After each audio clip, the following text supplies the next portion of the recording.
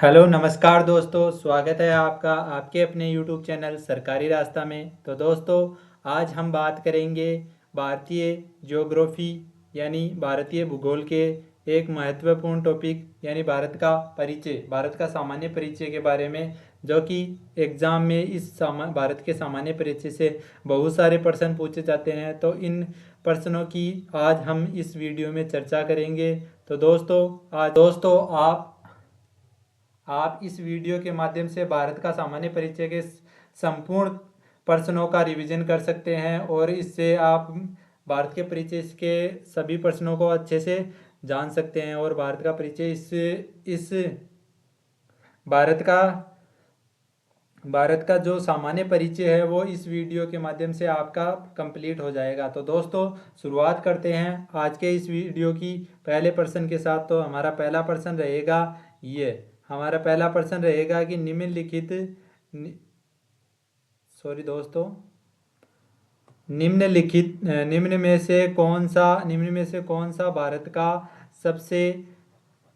में से कौन सा भारत का सबसे ठंडा आवासीय स्थान है। तो आपको बताना है कि निम्न में से कौन सा भारत का सबसे ठंडा आवासीय स्थान है। तो दोस्तों, कौन सा है? माउंट आबू है, शिमला है, जम्मू है या द्रास है। तो इसका सही आंसर हो जाएगा द्रास। क्या हो जाएगा? द्रास इसका सही आंसर हो जाएगा।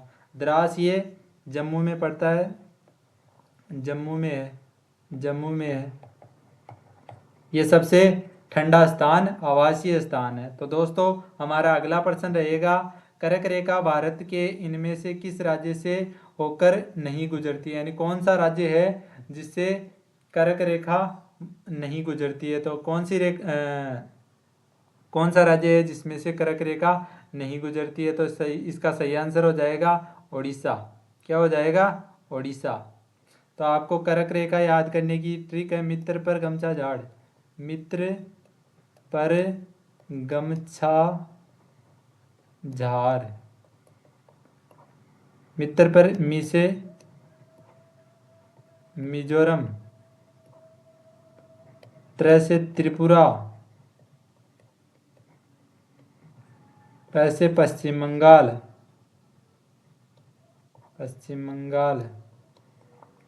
ग से गुजरात, झा से झारखंड, र से राजस्थान, म से मध्य प्रदेश। तो आपके ये कितने हो गए? 7 राज्य हो गए। और मित्र पर गमछा झाड़, जा से झारखंड हो गया और 6 से छत्तीसगढ़।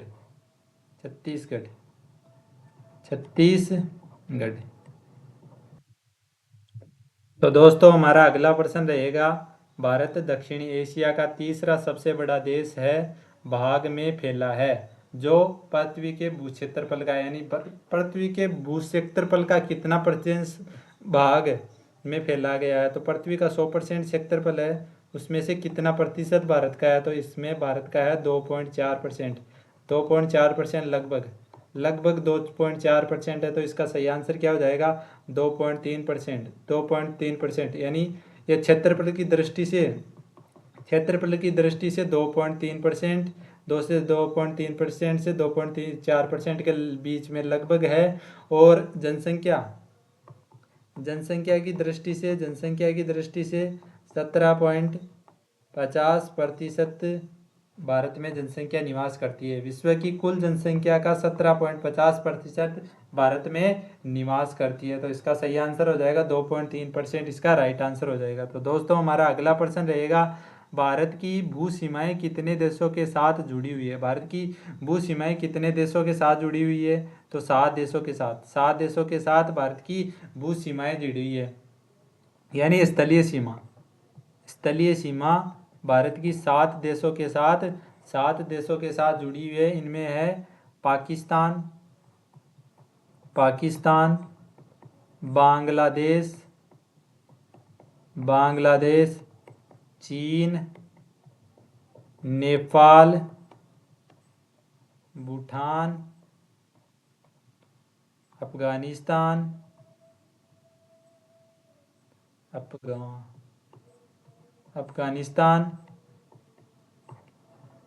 पाकिस्तान, बांग्लादेश, चीन, नेपाल, भूटान,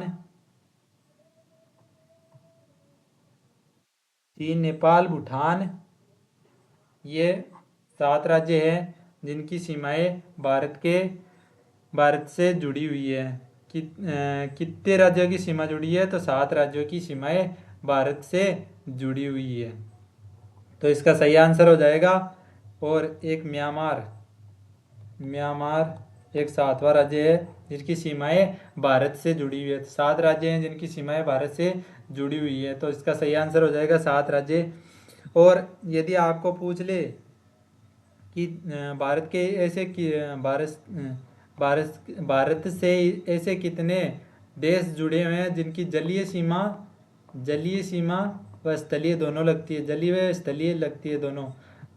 जलीय सीमा से चार देश लगते हैं। जलीय सीमा से 4 देश लगते हैं। जलीय सीमा से क्या लगते हैं? 4 देश लगते हैं। ये चार देश कौन कौन से हैं? इंडोनेशिया, मालदीव, श्रीलंका।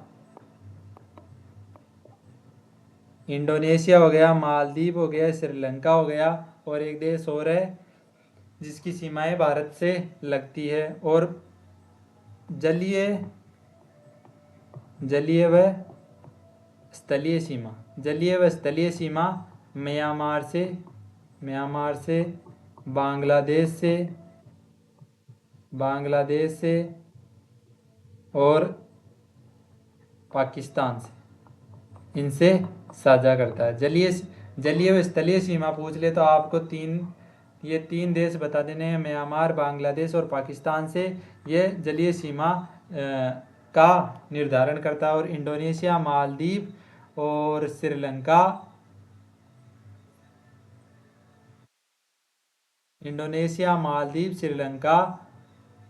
और एक देश और है जो हमारे ध्यान में नहीं आ रहा है अभी, ये 4 देश हैं, वो इनसे सीमा का निर्धारण करता है, जलीय सीमा का निर्धारण करता है। तो दोस्तों हमारा अगला प्रश्न रहेगा, भारत की मानक यामोत्तर इनमें से किस स्थान से होकर गुजरती है? यानी भारत की जो मानक यामोत्तर है 82.5 डिग्री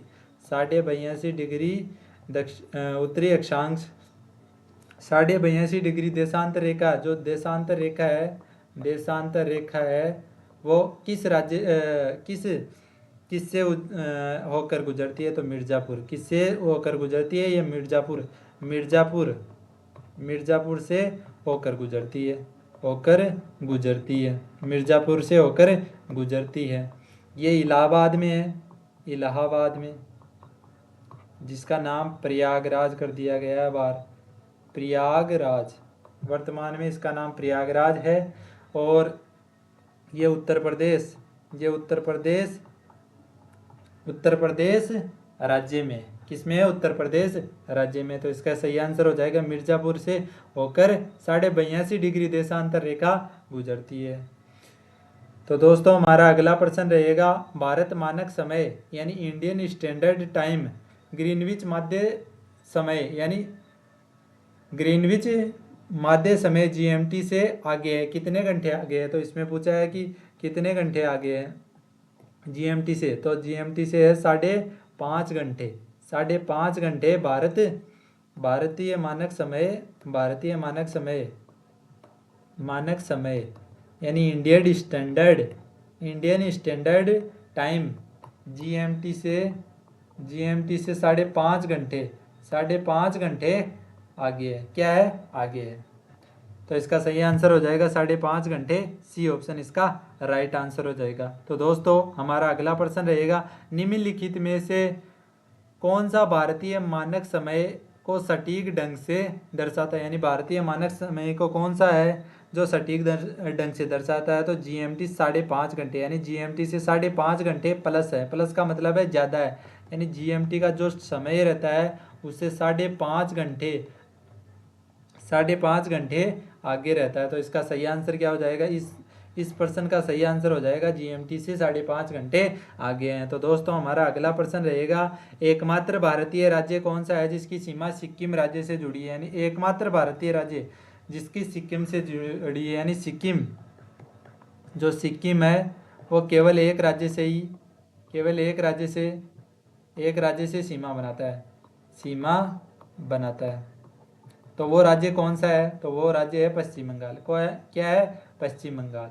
पश्चिम बंगाल वो राज्य है। तो इसका सही आंसर हो जाएगा पश्चिम बंगाल, इसका राइट आंसर हो जाएगा। तो दोस्तों हमारा अगला प्रश्न रहेगा, रेड क्लिफ रेखा किन दो देशों के बीच की अंतर्राष्ट्रीय सीमा रेखा है। यानी रेड क्लिफ रेखा है जो किन दो देशों की बीच की अंतर्राष्ट्रीय सीमा रेखा है। तो रेड क्लिफ रेखा है भारत और पाकिस्तान के बीच की।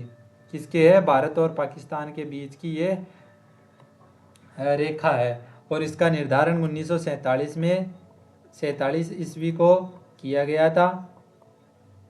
और इसने रेड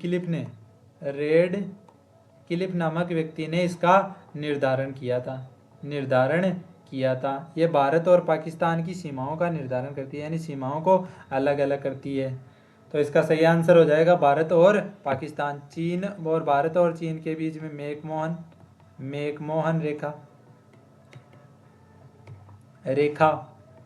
मैकमोहन रेखा निर्धारित करती है।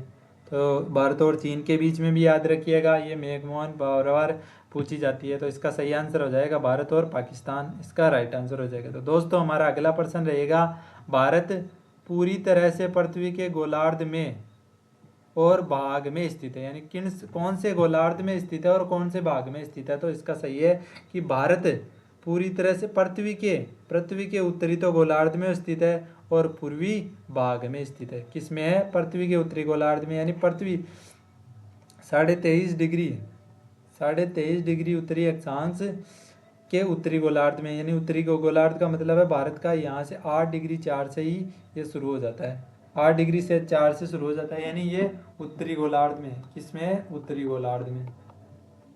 गोलार्ध में। और ये देशांतर में बात करें तो ये इस तरफ है, यानी पूर्व की तरफ है। किसकी तरफ है, पूर्व की तरफ है। तो इसका सही आंसर हो जाएगा ए ऑप्शन, इसका राइट आंसर हो जाएगा। तो दोस्तों हमारा अगला प्रश्न रहेगा, भारत के इनमें से किस राज्य की सीमा महाराष्ट्र की सीमा से जुड़ी नहीं है। यानी महाराष्ट्र के से इनकी सीमा जुड़ी नहीं है। ऐसा कौन सा राज्य है, तो आपको बताना है। तो ऐसा राज्य है उड़ीसा। कौन सा राज्य है, उड़ीसा। इसका सही आंसर हो जाएगा उड़ीसा, इसका राइट आंसर हो जाएगा। महाराष्ट्र से सीमा साझा नहीं करता उड़ीसा। तो हमारा अगला प्रश्न रहेगा दोस्तों, गुजरात से अरुणाचल प्रदेश के समय में कितना अंतर है। सॉरी टाइप में मिस्टेक हुई, कितना अंतर है गुजरात से अरुणाचल प्रदेश के कितना अंतर है। यानी गुजरात जो भारत का नक्शा है वहाँ गुजरात इधर है, ये पश्चिमी बिंदु है। और ये अरुणाचल प्रदेश है वो पूर्वी बिंदु को किबुथु और पश्चिम को सोगरमोती के नाम से जाना जाता है। तो ये पूर्वी बिंदु है 68 डिग्री 7 है। और जो पश्चिमी बिंदु है वो 97 डिग्री 25 है। तो 97 डिग्री 25 में से 68 डिग्री 7, 97 डिग्री 25 मिनट से 68 डिग्री 7 मिनट को घटाएंगे तो हम 29 डिग्री और 26 मिनट के लगभग आएगा। यानी लगभग 30 डिग्री आएगा। एक डिग्री को पार करने में 4 मिनट का समय लगता है और 15 डिग्री को पार करने में 1 घंटे का समय लगता है, तो 30 डिग्री को पार करने में 2 घंटे का समय लगेगा, लगभग 2 घंटे का समय लगता है। तो इसका सही आंसर हो जाएगा डी ऑप्शन, इसका राइट आंसर हो जाएगा। तो दोस्तों गुजरात से अरुणाचल प्रदेश के समय में 2 घंटे का अंतर है। यदि गुजरात में 8 बज रहे हैं तो अरुणाचल प्रदेश में उस समय 6 बज रहे हैं, तो इसका सही आंसर हो जाएगा 2 घंटे। तो दोस्तों हमारा अगला प्रश्न रहेगा, भारत की सबसे लंबी मुख्य भू तटरेखा इनमें से किस राज्य की, यानी किस राज्य की सबसे लंबी तटरेखा वाला राज्य है। तो तटरेखा है भारत की जो गुजरात की है। गुजरात की सबसे लंबी तटरेखा वाला राज्य है। सबसे लंबी तटरेखा वाला राज्य गुजरात है। तो इसका सही आंसर हो जाएगा गुजरात, ए ऑप्शन इसका राइट आंसर हो जाएगा। तो दोस्तों हमारा अगला प्रश्न रहेगा, भारत मानक यामोत्तर रेखा 5 राज्यों से होकर गुजरती है, इनमें से कौन सा उन 5 राज्यों में से एक नहीं है, यानी उन 5 राज्यों में से एक नहीं है। कौन सा एक राज्य है जो 5 राज्यों में से एक नहीं है, तो बिहार वो राज्य है जो 5 राज्य में से नहीं है। तो इसको याद करने की ट्रिक है, इन 5 राज्यों को याद करने की ट्रिक, राज्यों को याद करने की ट्रिक है उमा, छत्तीसगढ़ आओ, उमा छत्तीसगढ़ आओ, उसे उत्तर प्रदेश, मैं से मध्य प्रदेश, छत्तीसगढ़ से छत्तीसगढ़ हो जाएगा, छत्तीसगढ़ का छत्तीसगढ़, आ से आंध्र प्रदेश और ओ से ओडिशा। ये 5 राज्य हैं, इनमें से मानक यामोत्तर रेखा जो 82.5 डिग्री उत्तरी अक्षांश रेखा है वो देशांतर रेखा है, वो होकर गुजरती है। तो ये है उत्तर प्रदेश, मध्य प्रदेश, छत्तीसगढ़ और उत्तर प्रदेश, मध्य प्रदेश, छत्तीसगढ़, आंध्र प्रदेश और उड़ीसा से होकर गुजरती है, यानी बिहार से होकर नहीं गुजरती है। तो इसका सही आंसर हो जाएगा बिहार, इसका राइट आंसर हो जाएगा। तो दोस्तों हमारा अगला प्रश्न रहेगा, इनमें से किस भारतीय राज्य की सीमाएं चीन, नेपाल और भूटान से जुड़ी हुई है। चीन, नेपाल और भूटान तीनों से लगती है, तो वो राज्य है अरुणाचल प्रदेश। कौन सा है? अरुणाचल प्रदेश। जो नागालैंड है, नागालैंड की सीमा केवल म्यांमार से लगती है, केवल म्यांमार से लगती है। और मिजोरम और सिक्किम की सीमाएं चीन से भी लगती है, और चीन और भूटान से भी लगती है, सॉरी म्यांमार से भी लगती है, चीन म्यांमार से लगती है। और मिजोरम की सीमाएं हैं वो चीन से लगती है और अन्य राज्य से भी लगती है। तो इसका सही आंसर हो जाएगा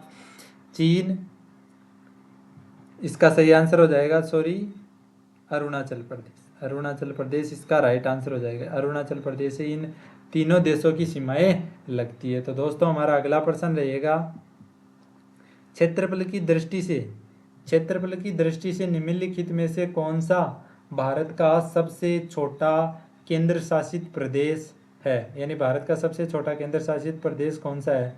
तो सबसे छोटा केंद्र शासित प्रदेश है लक्षद्वीप। कौन सा है? लक्षद्वीप सबसे छोटा लक्षद्वीप केंद्र शासित प्रदेश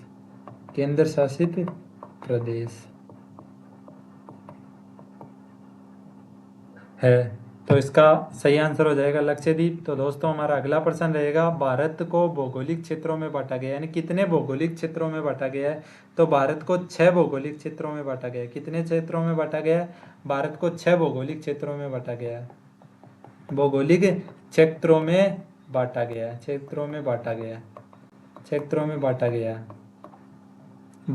है। भारत को 6 भौगोलिक क्षेत्रों में बांटा गया है। तो दोस्तों हमारा अगला प्रश्न रहेगा, भारत की मुख्य भूमि का सबसे दक्षिणी छोर छोर कौन सा, यानी दक्षिणी छोर, यानी हमें दक्षिणी छोर पूछा है, ये छोर पूछा है, ये उत्तरी, ये दक्षिणी। दक्षिणी छोर कौन सा है, कन्याकुमारी। कौन सा है, कन्याकुमारी। कन्याकुमारी, कन्याकुमारी जो कि तमिलनाडु में स्थित है। कहाँ है, तमिलनाडु में, तमिलनाडु में, तमिलनाडु में स्थित है।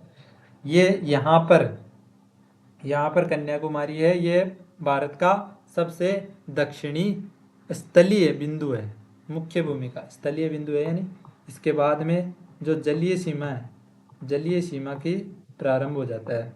तो इसका सही आंसर हो जाएगा कन्याकुमारी, इसका राइट आंसर हो जाएगा। तो दोस्तों हमारा अगला प्रश्न रहेगा, भूटान, चीन, म्यांमार की सीमा किस राज्य से जुड़ी हुई है, यानी भूटान, चीन और म्यांमार की सीमा किस राज्य से जुड़ी हुई है। तो भूटान, चीन और म्यांमार की सीमा अरुणाचल प्रदेश से, अरुणाचल प्रदेश से जुड़ी हुई है, अरुणाचल प्रदेश।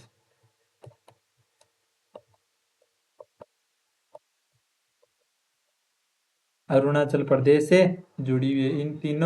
इन तीनों देशों की सीमा अरुणाचल प्रदेश से साझा होती है। तो इसका सही आंसर हो जाएगा अरुणाचल प्रदेश, इसका राइट आंसर हो जाएगा। तो दोस्तों हमारा अगला प्रश्न रहेगा, भारत का सबसे लंबा समुद्री तट इनमें से किस शहर में स्थित है, यानी समुद्री तट किस शहर में स्थित है, सबसे लंबा समुद्री तट किस शहर में स्थित है। तो चेन्नई इसका सही आंसर हो जाएगा, चेन्नई इसका राइट आंसर हो जाएगा।